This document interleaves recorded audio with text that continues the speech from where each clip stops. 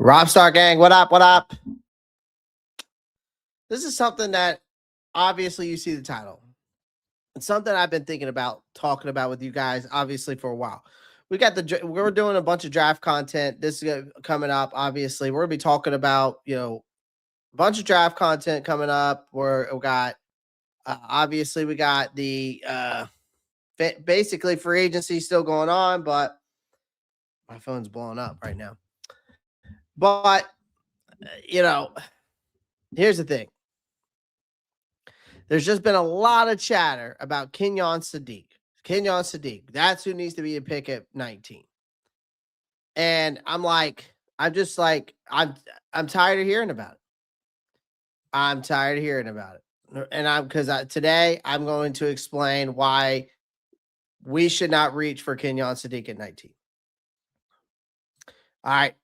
It's a debate and it's open for debate. Okay, you can get in the comments. I love to hear your thoughts. Shout out to everybody in the chat. Go ahead and hit that thumbs up button. Make sure you hit that subscribe button. Make sure you click that post notifications bell so you don't miss any new content. But again, this has just been daunting on my mind because because before we made the Rasheed Walker signing, people were telling me, well, we need to get Kenyon Sadiq before we get anybody else. We need to get Kenyon Sadiq before we get a left tackle in the first round. There's not a good left tackle to pick in the first round.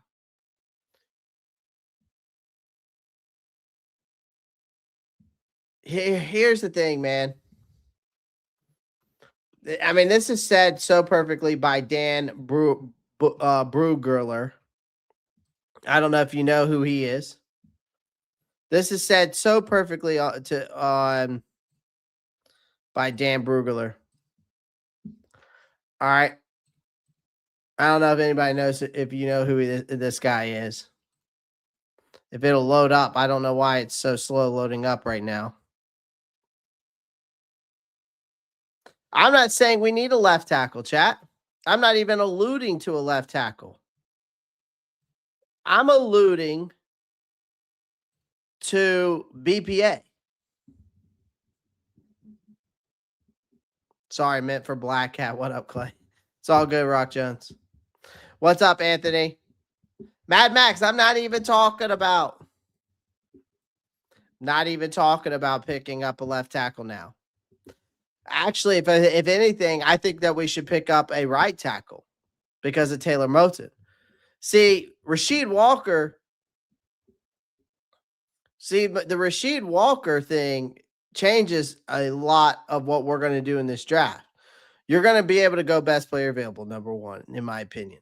I think also, if we're looking at it from a standpoint, we could solidify multiple position groups on this team. You could solidify your linebacker room. You could solidify your defensive tackle room. You could solidify your wide receiver room.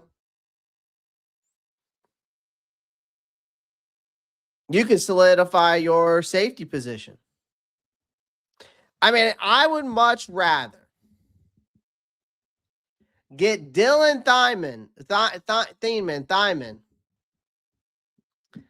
out of Oregon, Kenyon Sadiq's teammate, than I would Kenyon Sadiq. I also have seen better production from other tight ends in this draft than I have from Kenyon Sadiq. If we're being honest, yes, hit that thumbs up button. Here's the thing. Don't get me wrong when I'm saying this, all right? I think Kenyon Sadiq is a fun prospect. That's what he is. He is a fun prospect. Is he a top prospect in this draft from a combine standpoint? He is. Yeah, from a combine standpoint, you can make the case that he is. But the first thing that's the first thing to say though, is he's fun. Here's the thing I'm also making the case for. He's explosive. He tested like a lab experiment. He looks like the kind of tight end who can make a fan base talk itself into this changes everything by lunchtime. Hear me out by this, because we're diving in. Stay with me. Because at the 2026 Combine, he runs the 40-yard dash, fastest by a tight end since 2003. Okay? All right. Runs that 40-yard dash. I get it. I get it.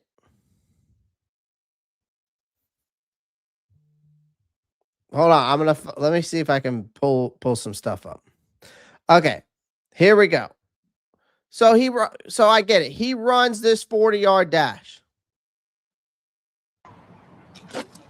Okay? 40-yard dash. 4.4 there. Right? But I think it ended up becoming a 4.39. I don't know. Right? So it ends up becoming a 4.39. I get it. Fastest tight end since 2003. After a 2025 season at Oregon, if we go back and look, posted 51 catches, 560 yards, 8 touchdowns. Most touchdowns by any tight end in FBS, okay? Was also named a second-team AP All-American, Big Ten tight end of the year. That profile is while he's viewed as a likely first-rounder. I get that. Now, for the part that you Panthers fans may not love, I just don't think we should try to force this at pick 19. This is not a anti-Sadiq. I'm not an anti-Sadiq guy. I'm not saying that. It is a pro context. And context matters in the draft more than highlight reels, combine clips. Like, we're not shopping for sports cars when the house still has a leaky roof. Like, if my roof is leaking, I'm not going out and trying to buy a new brand new fucking Corvette. All right. I get that the tight end is attractive. I get that. Okay. Left tackle, offensive line depth.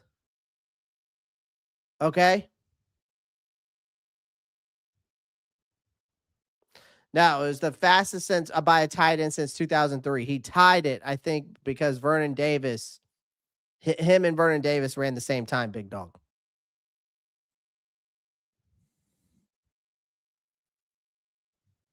All right.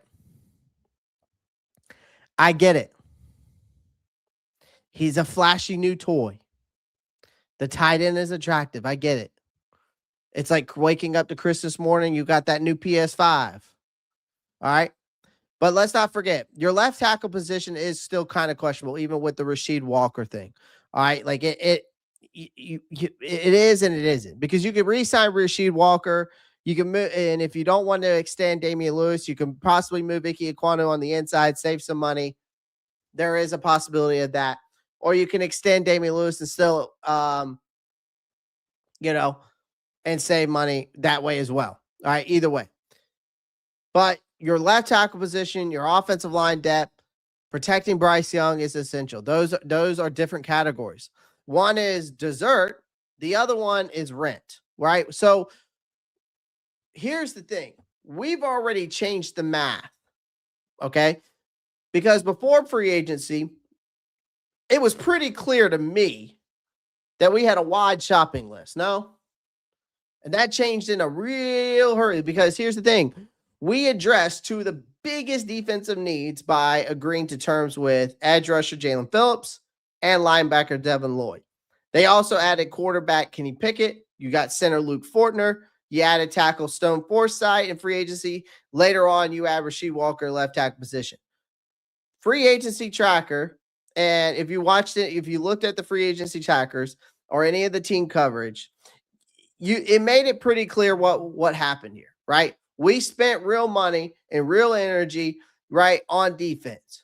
And then we pivoted to shoring up the offensive line and a backup quarterback spot.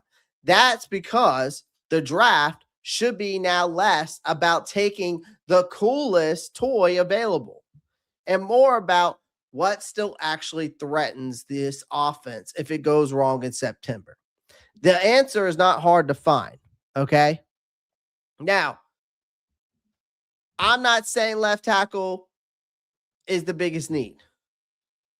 I would say that defensive tackle or safety or corner is a bigger problem than tight end. Okay? You brought it back, Nick Scott. Do we want to see that again? Even though his production was actually better than what people think. Okay? We got to give him credit where credit's due. Like, if he doesn't force that fumble in the Green Bay game, do we really win that game? You know, Dunk on the Man brought up a good point on that. I saw it on X. Shout out to Dunk. It makes a good point, right? But you still need that ball hawk guy. Again, solidify that nickel position. You need someone that can cover guys across the middle who can go with these speedy guys, right? Why not go get a Mulaney out of LSU, right? Why not go get Dylan Thymon if he's there instead? Or why not get a Caleb Banks or a Caden McDonald or even maybe a Peter Woods to solidify that defensive line alongside Derek Brown? Okay, because even then, you know, you could also make the case to still go left tackle. Right? We got Stone Forsythe as an insurance. They signed Rasheed Walker after the market softened. See, teams do not stack contingency plans at left tackle for fun. They do it because they know Bryce Young getting hit 11 times a game is not a developmental plan. That is a cry for help. So even with Walker in the fold, tackle is always still a premium position with more vitality than tight end. Walker helps, right? Right? Or you get another guard. Why? You could make the case for guard. Damian Lewis, I think only sat out maybe 1 or 2 games, 3 games at most, I think. But Robert Hunt, right? You can make the case for Robert Hunt. Ike Ekwonu, again, is coming off that major injury. Again, you also lost center Cade Mays. You had to replace him with Luke Fortner. This is not an offensive line that is so stable that Carolina can usually just ignore premium trench talent for a movement tight end at 19 because the 40 time was so spicy. If the Panthers reach for Sadiq, while there's other questions, right? Other real questions. Let me explain it to you this way. That's like buying a giant TV for a car with no brakes. Does it make sense? Let me explain that again. That's like buying a giant TV for a car with no brakes.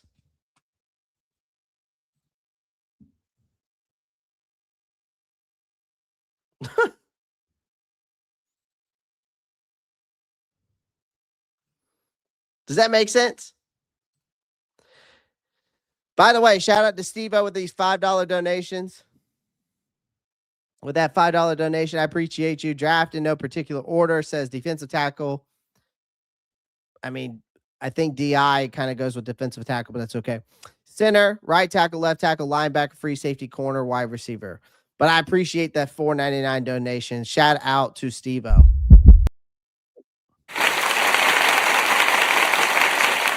Thank you, Steve-O. And then shout out to Eric Blair, member for 16 months, my guy. Thank you. Appreciate you. All right. Also, guys, sound off in the comments. Let me know where you're watching from tonight. I always love to know where everybody's watching. What's good, Clay? Everyone in the chat, what did I miss? We're just talking about Kenyon Sadiq. It's just a little bit of an open debate in the chat, and I'll get to your guys' comments as well. Preach it, brother. Appreciate it, Michael. So, it's like, it's cool, sure, but smart, it's obviously not. Now, here's the thing. The tight end room is not good. But it is not empty either. Like, this is where a lot of Sadiq hype gets a little too dramatic for me, right? Because yes, the Panthers tight end production, I get it, has been ugly for years. ESPN noted that last summer for us. The Carolina tight ends have ranked last in the NFL over the previous 5 years in targets, receptions, receiving yards, receiving touchdowns, receiving first downs. That's all real. That's not nitpicking. That's a position group that just has been offensively relevant in the same the same way wallpaper is. That current room is not a total waste of talent, though, right?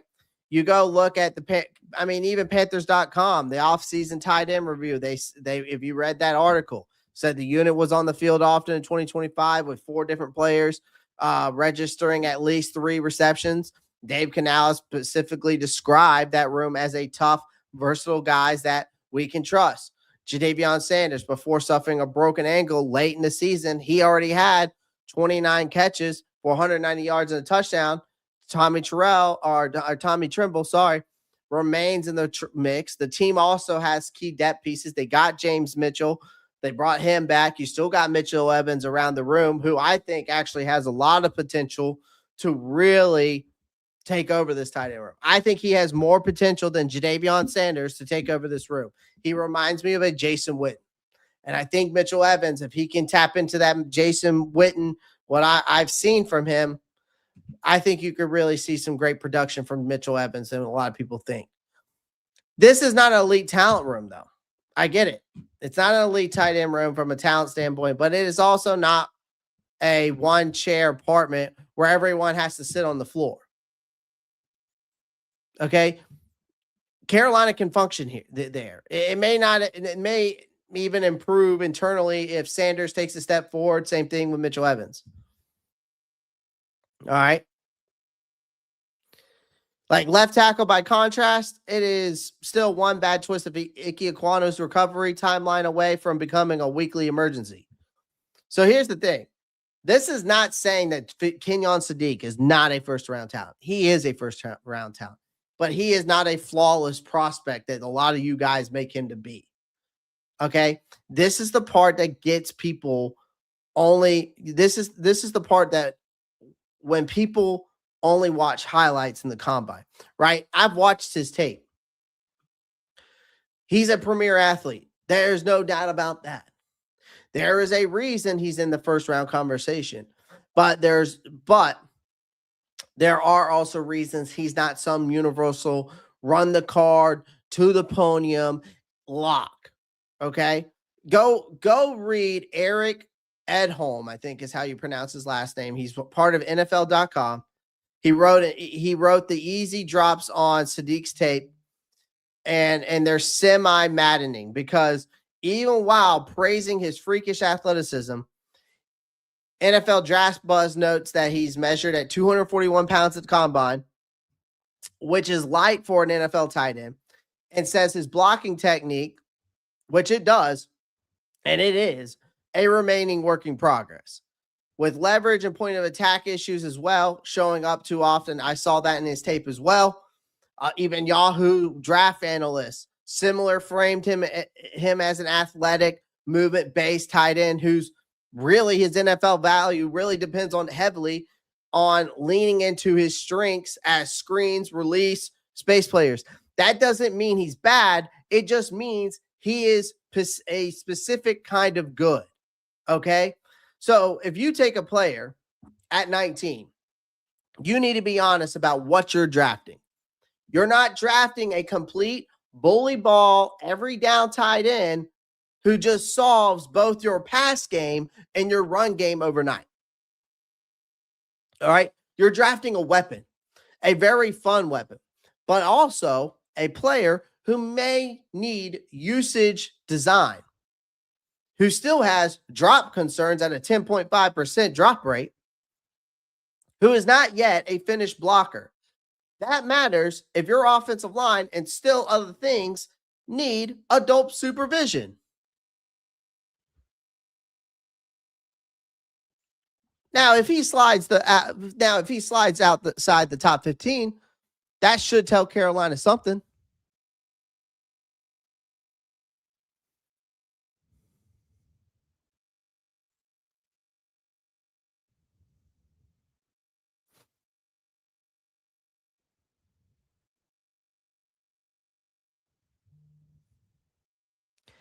I would take Jacob Rodriguez over Kenyon Sadiq. That's just me. I'm with you there, Zach. I'm not. I don't blame you for saying that. I don't think you have a valid point.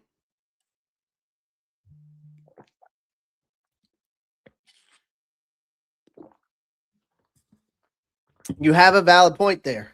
I had to hit the gong for that one.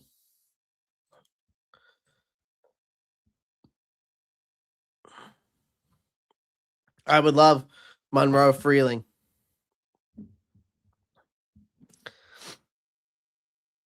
I'm not opposed to that. Park, I'm not acting like he's not a top 20 prospect. I'm just telling you that I don't think he's worth us picking up from a standpoint of other things. See, that's where y'all just discrediting. I just said if he slides out the top 15, that should tell Carolina something. I don't think he's sliding out the top 15, and I'm being honest with you. I'm going to tell you this right now.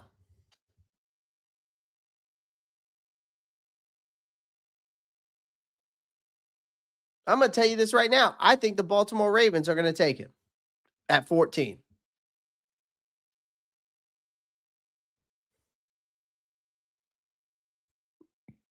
Because they signed Mark Andrews. He's older. And another thing, they only got him on a 3-year deal. I could definitely see the Baltimore Ravens taking him. And I would not be surprised by that. But go look, can we go look at Tyler Warren's production? Go look at Colston Loveland's production. Go look at Brock Bowers' production. Kenyon Sadiq does not even match to any one of those guys. From a production standpoint, he doesn't.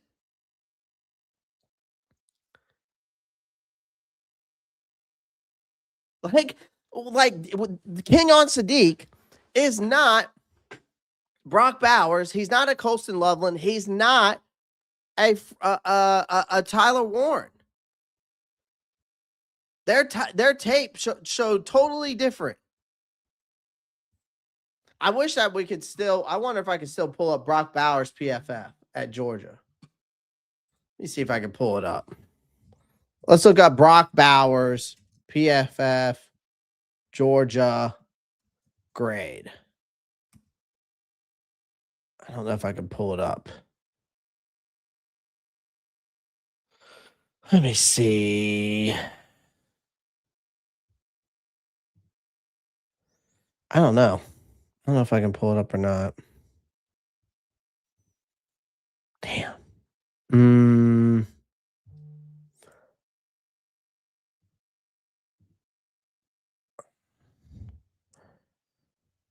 Let me see this. Could this work? Oh, wait. Hold on. I might have just found something. Dang it. Okay, what about the 2025? Okay, I got the 2025 draft guide. Here we go. Let me get that real quick.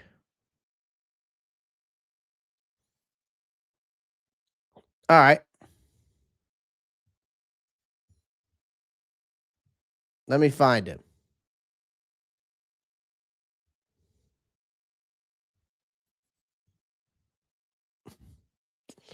Let me find him in here real quick.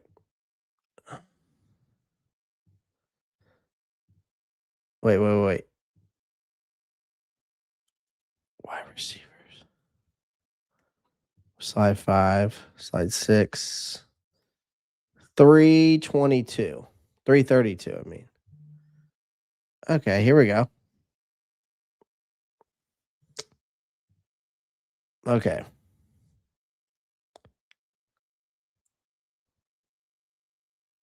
Who's this? I mean, that's AJ Barner. I mean,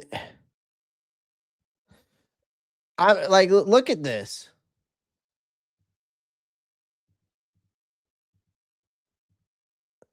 Look at the player's traits, functional athleticism. Look at the strengths and weaknesses. Like, okay, here we go. An 84.4. Like, look at every year at Brock Bowers. Okay. Like, look at that. From a production standpoint, it's way better than Kenyon Sadiq.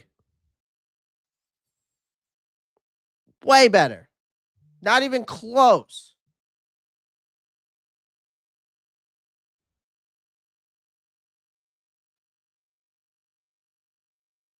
I mean, look at this reception grade versus over zone coverage. 99, 64% separation, 60% versus single coverage. Yards per route run, 98. Reception grade versus single coverage, 89. We're like, are we going to act like Kenyon Sadiq is a Brock Bowers? I don't think so.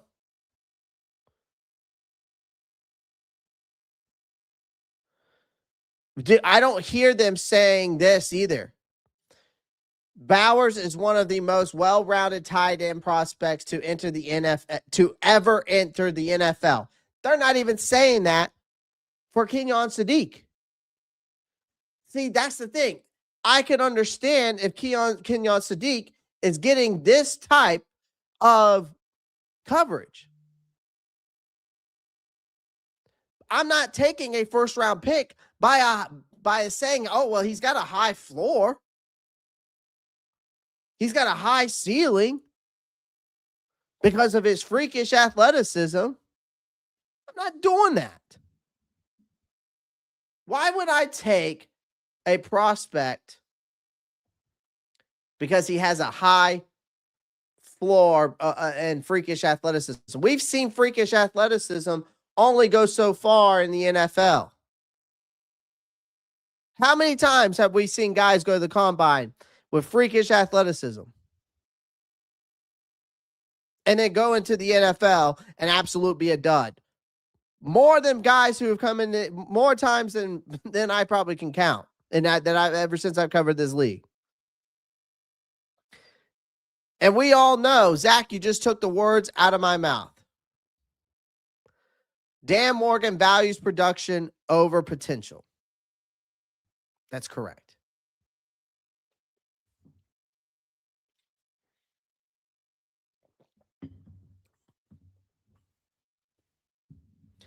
Yeah, but also you traded up to get Excel at like the 32nd pick. You know what I mean? Like, I'm not trading up to go get this guy. I'll tell you that.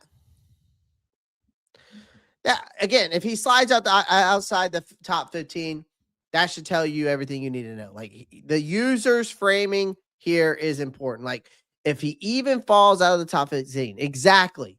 Because if Kenyon Sadiq is as plug and play, no questions asked, as the hype makes him sound, then he probably doesn't get to pick 19 in the first place. No. Because if he does slide, then you should ask why he's sliding. No? Huh. I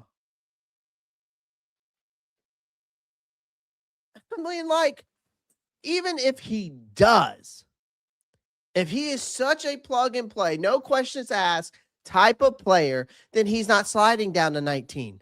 He doesn't even get to pick 19 in the first place. But if he does slide, then you have to ask yourself why. Maybe it's just positional value. Maybe it's the depth of the class. Maybe teams share the same concerns about his size, the drops, and the inline blocking, and maybe it's all three. The same reason why I have my questions about it.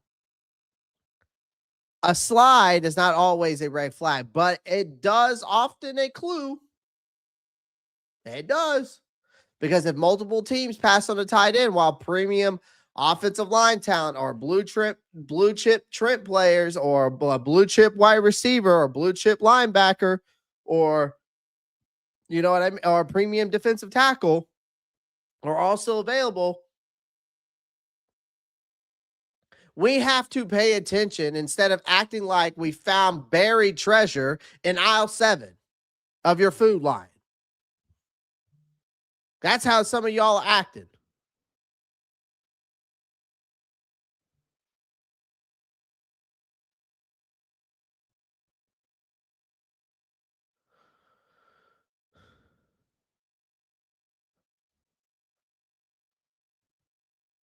No, SC Panthers boy, you can't say that about Sonny Styles. Sonny Styles is probably one of, if not the best athlete in this draft. Between him, Averill Reese, you can say the same thing about Caleb Downs, Jeremiah Love. Like those guys are elite. Those are blue chip players coming out of this draft. Can't say the same thing about Kenyon Sadiq.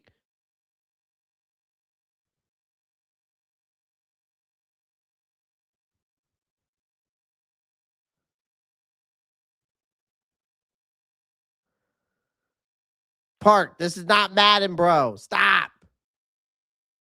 Stop. If you want to put him in Madden on your Madden team, you go right ahead, my friend. You go right ahead. I'm going to be realistic with myself as a fan.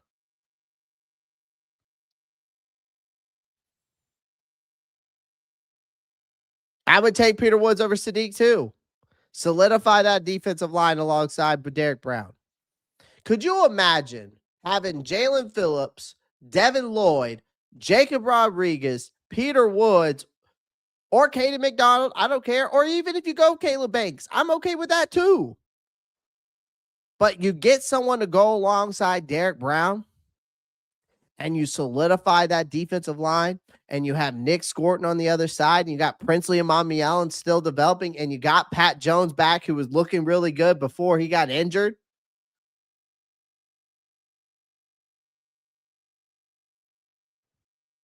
Would you be good for drafting Jordan Tyson if he fell? No, because Jordan Tyson's injury history scares the shit out of me. I know why you're not okay with that, T. Thompson. You don't think his motor's high, but that can change. Motors can change, bruh. Weight room, treadmill, workouts, that can change. Why do you think J.C. Horn hasn't been injured? Knock on wood. Mekhi Lemon's a better fit in this offense. That's for sure, big dog. I would take Mekhi Lemon. He's a better fit. Even though I don't know why his 40 time at his pro day looked like he was running with cinder blocks on his feet, but that beats me.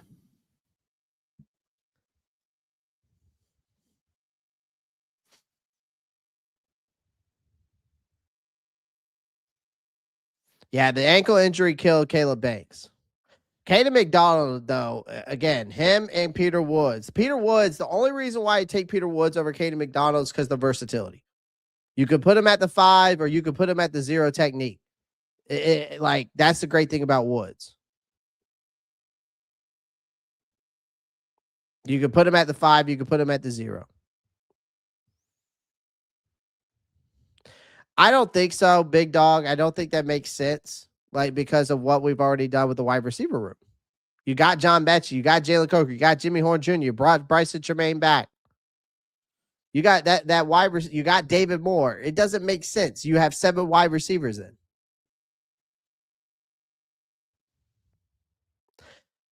I've heard some rumors about Deebo Samuel. Some NFL analyst thinks that could be a move that Carolina makes. I just don't know. And another thing is, like, I'm also a big Avion Terrell fan. To fix that slot position, I'm also a big Avion Terrell fan. If you watched my most recent mock draft, by the way, every Friday, guys, we're going to be doing a mock draft. Probably except this Friday. This Friday, I'm heading out of town to go to a baby shower for one of my wife's family members. So I am going to that. But we will get that mock draft in on Thursday instead this week. I don't know if I'm going to go. I don't know if I'm going to go. Jermon McCoy, I like Park until he tore his ACL. I'm not sure if I'm willing to take a first round pick on a guy who just tore his ACL.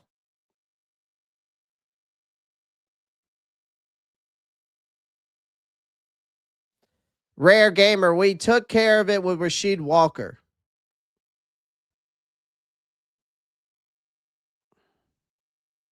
Terrell can. I've seen him do it because Terrell can play outside too.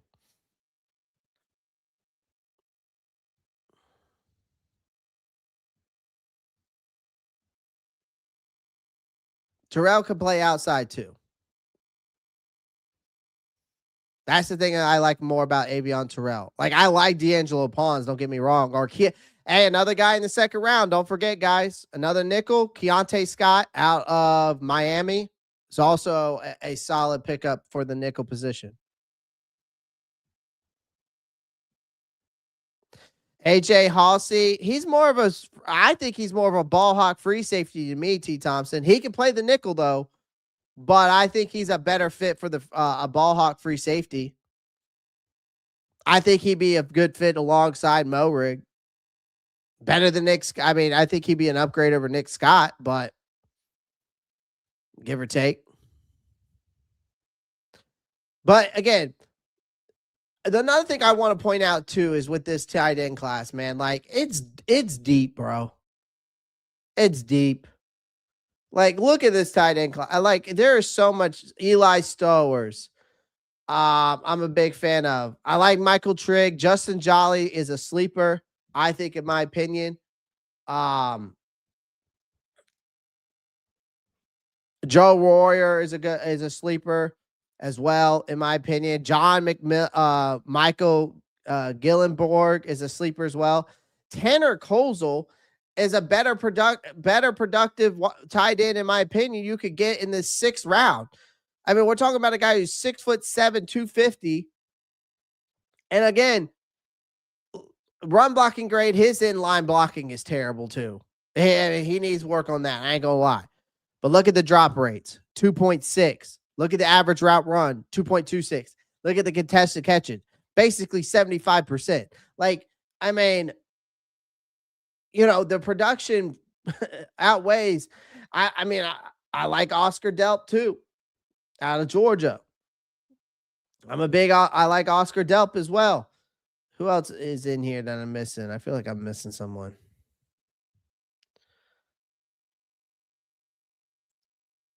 I do like Mike Sclair and Sam Roush. I'm not as high as them. But to me, in my opinion, I think the best tight end in this class is Eli Stowers. I mean, his inline blocking's better, but it ain't much better. Drop rate 61% contested catches not as great. But look at the average yards per route run. 2.5 receiving grade, 769 yards, 4 touchdowns. I get the touchdowns, but this is a guy that can open up the middle of your field.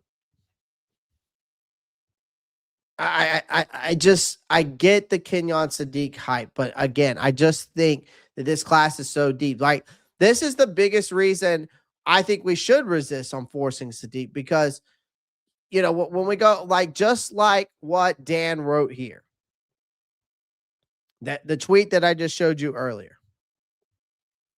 This tweet by Dan Booger.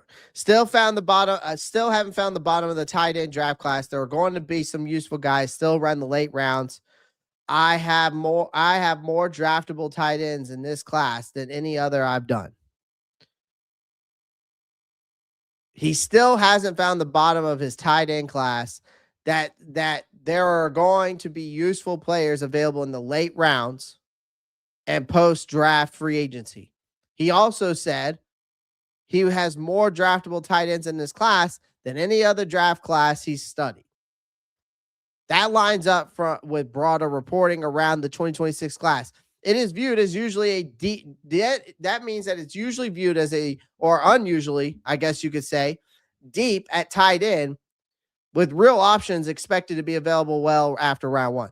That should absolutely affect our thinking, right? When a class is as deep at this position, right? Reaching early becomes harder to justify unless the paper is the player is like truly a tier above everyone else. Like that's not clearly the case here. I don't think that Kenyon Sadiq is cleared his case above all these guys. Sadiq may be tight end one for many evaluators, but the difference between tight end one and tight end four in this deep class is not always worth passing on a tackle or a corner or a defensive tackle. Hell, even an edge rusher. That's why I'm so on this, because this is where draft value matters. You don't buy, like, think about it this way. You go to the airport. You don't buy bottled water at the airport for $11 if the grocery store is 2 minutes away, unless you just enjoy being robbed. Or you take a bottle with you and you take your own bottle and get your own and empty it.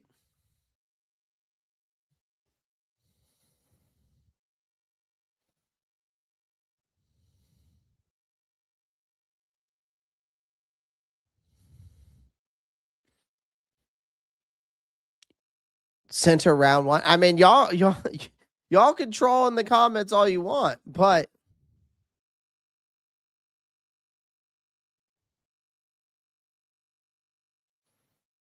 you're going to go best player available. You can go through TSA if you have an empty bottle of water. You can, if you have like one of these bottles here and it's empty, you can go through TSA.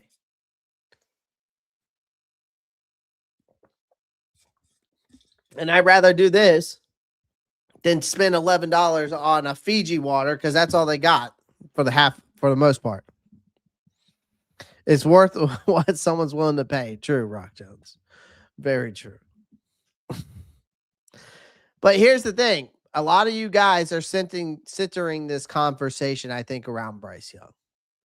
I do. I think you guys are really centering this conversation around Bryce Young, because everyone in Carolina should still, it should still come back to Bryce Young. Everything in Carolina should still come back to Bryce Young, because the Panthers, again, they've already shown they understand that. They added receiver help. They upgraded the offensive line with some veteran stopgaps. They made sure the defense improved so Young doesn't have to win every game in a 34-31 street fight. But if the offense is going to keep growing, Young has to stay upright, right? That they brought in Rasheed Walker.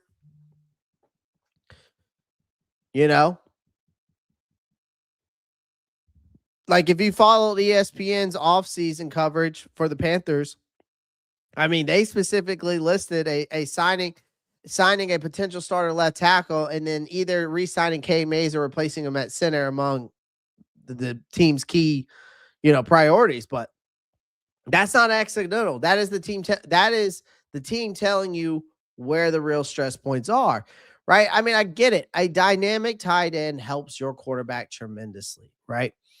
A broken pocket, though, ruins one. Like, you can't expect, like, if we didn't get the Rasheed Walker signing, that's why I didn't understand why a lot of people are like, get Kenyon Sadiq. Well, if he's getting sacked like he was his rookie year, how's he going to get the ball to Kenyon Sadiq? Make that make sense. That's the brutal truth. Sadiq can absolutely make an offense more dangerous. But if Young is running for his life again, the whole thing starts to look like a 5-star kitchen with no plumbing. That, luckily enough, I've never been to a 5-star kitchen that has no plumbing. I've been to a 5-star kitchen, and it's, if you ever been to one, it's fancy and expensive. But if it has no plumbing, not essentially useful.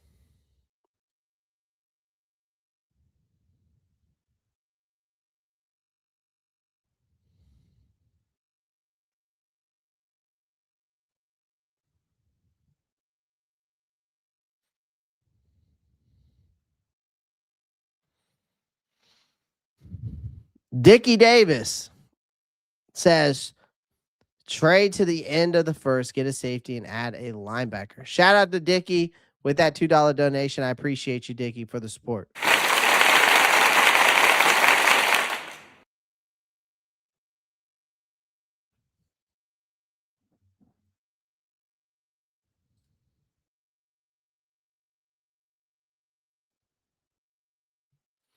Trevor, you do realize Bobby Wagner's like almost 40 fucking years old. So how the fuck can you even say that? It's better than any of these linebackers? In what world can you say that when we haven't even seen them in the NFL yet, number one?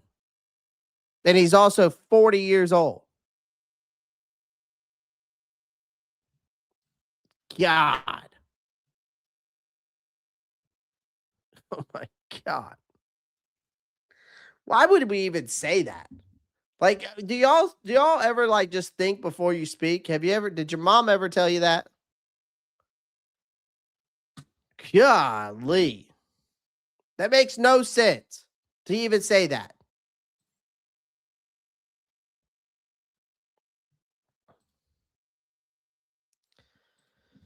So what should Carolina do instead?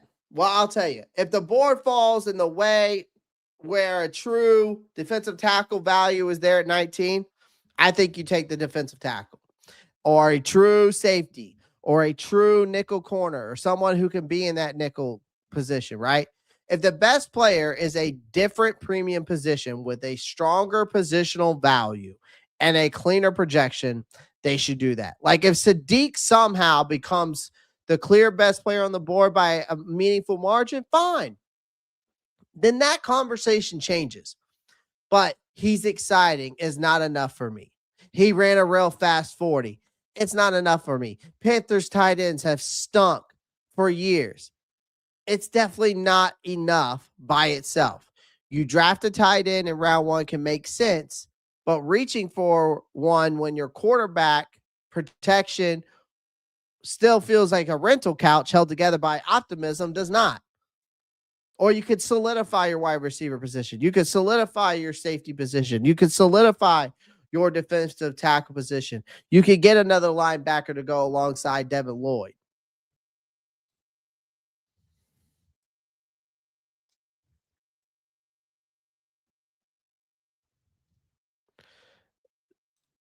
Trevor, no, it doesn't. No, it doesn't. No, it doesn't. Because what if Sony Styles comes out here and has 100 tackles? Like, what are we talking about? We're talking about a prospect that hasn't even played the NFL yet. Jesus Christ, man.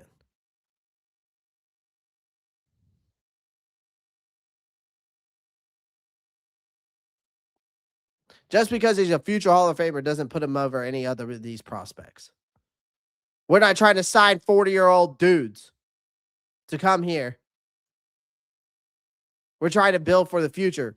I don't think Bobby Wagner is going to be here in the future as much as these guys are. Big dog, you can solidify your tight end room, but not with Kenyon Sadiq.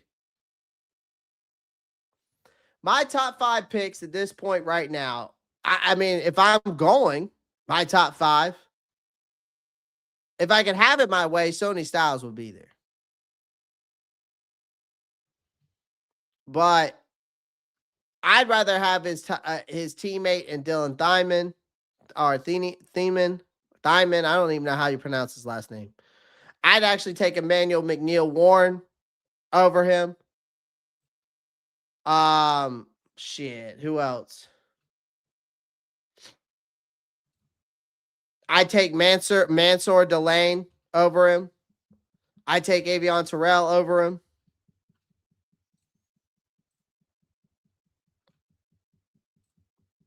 I take Kaden McDonald over him. I take Caleb Banks over him. I take Peter Woods over him.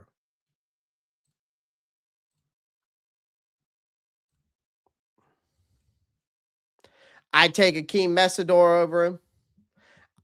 I'd even take Cassius Howell over him. I'd take TJ Parker over him. Offensive tackles.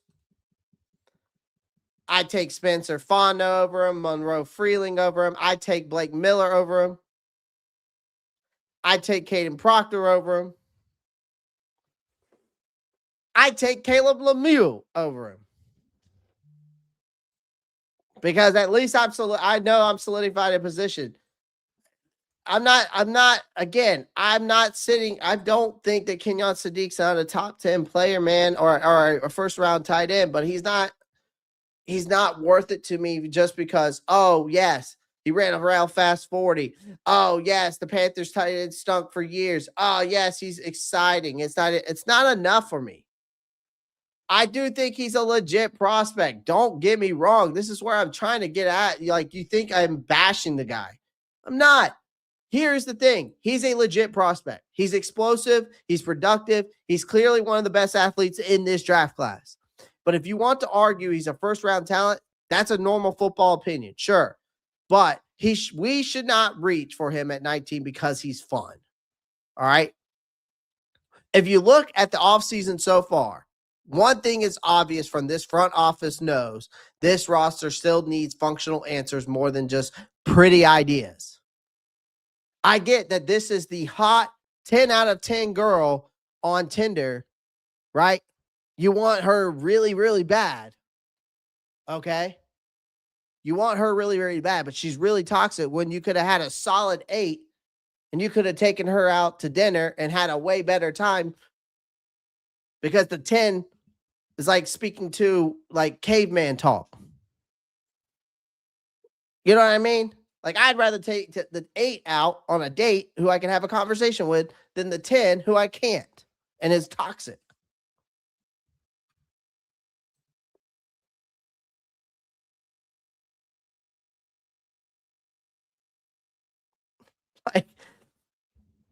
I get that tight end is a need, but there's other bigger ones. Like, you could still say offensive line stability is a bigger one. And in a deep tight end class, there is no smart reason to act desperate that early unless Sadiq is clearly the best value on the board. So if he's there at 19, I admire the athleticism. I respect the upside. I understand the appeal. Then maybe you should let someone else buy that shiny blender while we fix the wiring in the house first. You know what I mean?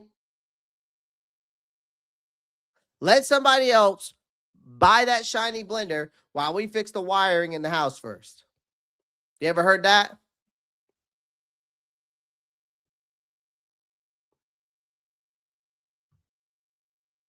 You ever heard that saying before?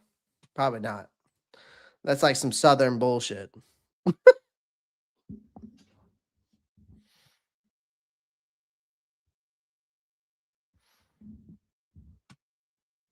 I would take McNeil with McWarren over him, yes. I would.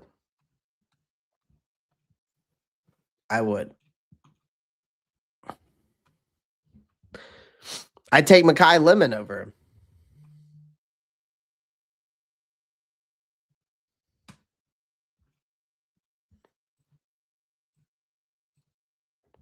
We don't even use the tight ends that much in this system.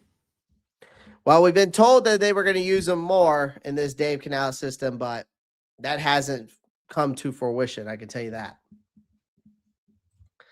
It hasn't come to fruition. That's for sure.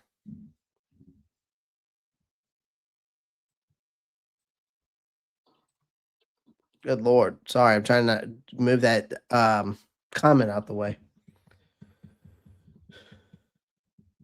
Depends on our new OC, and that does. That could change.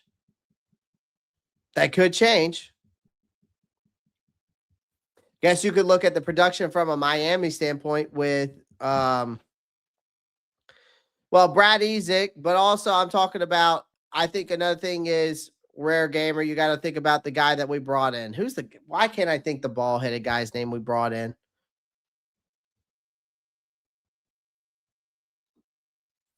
Trevor, I can't disagree with you on that. One.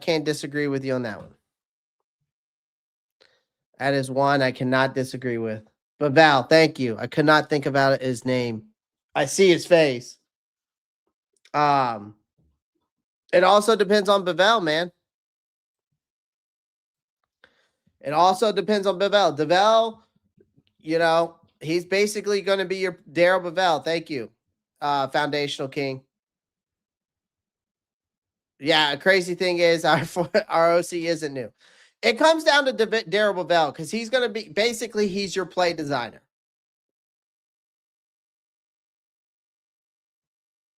So, and go look at tight ends, like at Miami. Look at their production.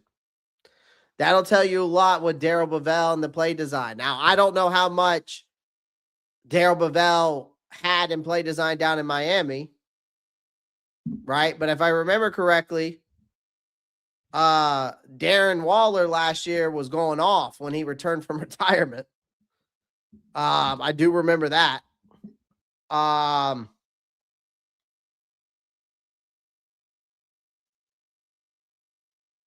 Who else? They did have John. Did they have? They had Jonnu Smith there for a little bit. They had Mike Gesicki there as well. I think Mike Gesicki had a decent year. Let's go look at the Miami tight ends real quick. Actually, I'm on. Let me look at Darren Waller's production last year real quick.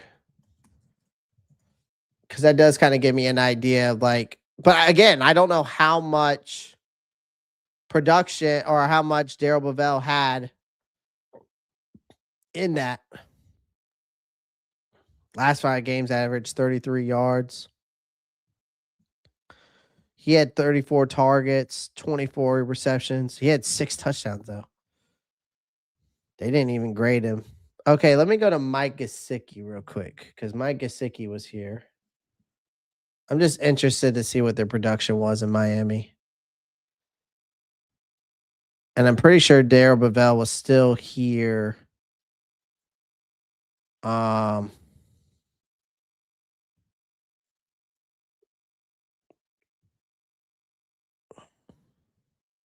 Gesicki had. See, when was Gesicki with? Gesicki was there. Mike Gesicki, he was there when? He was with Miami in 2023, 2024 too. Stats, let me see. He was there from 2022. Okay, Gesicki was at New England last year. So let me look at. I don't know if Darrell Bevell. I can't remember if he was there. 2022, 5 touchdowns, 780, 2 touchdowns, 7 and 6. All right, let me go to Jonnu.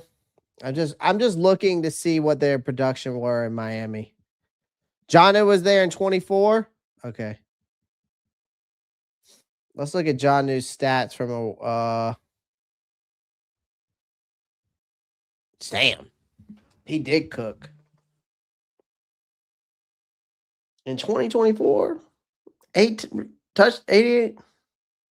So he was there in 2022, 2025. Okay. Shit.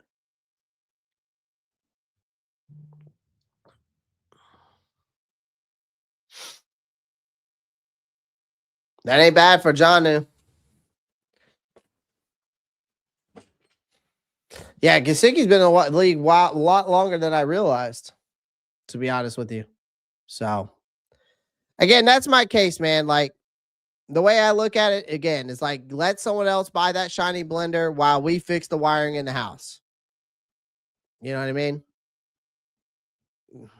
It's just a fun way of saying it. John is still a free agent. Yep, he is. I don't think that he's a guy that we pick up, though. Well, that is my rant about Kenyon Sadiq and why we shouldn't draft him. I hope everyone enjoyed everyone's hope everyone enjoyed. Good God Almighty. Today, Junior. Sorry. Over here stuttering. Guys, we got over 52 people. All right. Over 54 people watching. We only got 30 likes. We also have 93 votes. So make it make sense to me, chat. How do we have 94 votes, but we only have 30 likes? We should have 94 likes. Make sure you guys hit that like button. All right, hit that subscribe button. Make sure you click that post notifications bell so you don't miss any new content. All right, gonna get a mock draft out. Actually, I'm going to break down last week's mock draft in the short here shortly. I'm also going to break down some other shorts as well. Put those out tonight, so make sure you guys tune into those. Other than that, guys, I will see you tomorrow night, NFC South Roundtable, 8 p.m. EST on the NFC South Roundtable, brought to you by Roundtable Sports. Be there or be square. You know what it is. All right. Love you guys. Be safe. All right. If you're in this tornado storm or whatever it is that's hitting here, guys, make sure you be safe. Man down the fort. Other than that, we keep pounding, baby. Peace.